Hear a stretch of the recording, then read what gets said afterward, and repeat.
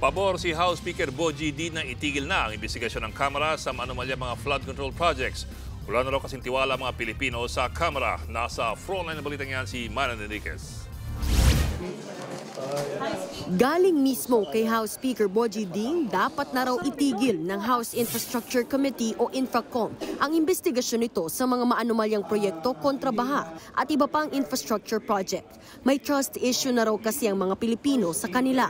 Sa halip, ipaubayan na raw ang investigasyon sa Independent Commission for Infrastructure o ICI. Kung ako lamang ang masusunod yung Infracom, kailangan lahat na ng naka-on ba yung mic mo? Kung ano nangyari dun sa Infracom, kailangan i-submit na namin sa ICI. Total, hindi naman pinaniniwalaan ng ating karamihan ng ating mga kababayan kung ano nangyayari dito sa Infracom.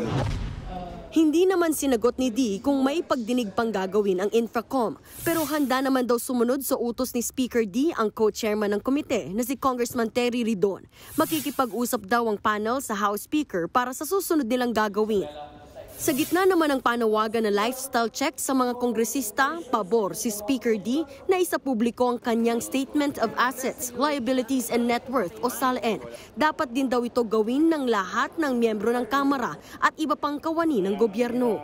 Lahat dapat talagang makita at maging bukas ang SALN ng bawat isa para sa ganun talagang ipakita natin sa ating mga kababayan at may manumbalik ang pagtitiwala sa atin. Samantala, nagsimula na ang deliberasyon para sa budget amendments sa House Committee on Appropriations. Sumentro yan sa paglipat ng 255 billion pesos para sana sa flood control projects na inalis sa 2026 budget ng DPWH. Kabilang sa paglilipatan ng naturang pondo, ang Assistance to Individuals in Crisis Situation o AICS. 32 billion pesos ang idadagdag dito, kaya magiging 59 billion pesos na ang pondo ng AICS. Dadagdagan din ng 14.8 billion pesos ang tulong panghanap buhay sa ating disadvantaged o displaced workers o TUPAD. 26.5 billion pesos naman ang ilalaang pondo para sa Department of Education, habang 6.6 billion pesos sa Commission on Higher Education.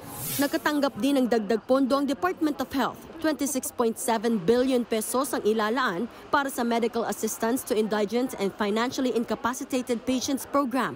2.4 billion pesos naman ang ibibigay sa mga ginagawang ospital. Nagbabalita mula sa Frontline, Marian Enriquez, News 5. Mga kapatid, Ed Lingaw po, maging maalam at may pakialam sa mga napapanahong balita sa ating bansa. Para sa mas malilimang pagtalakay at paghimay sa mga issue at headlines, mag-follow at mag-subscribe sa social media pages ng News 5.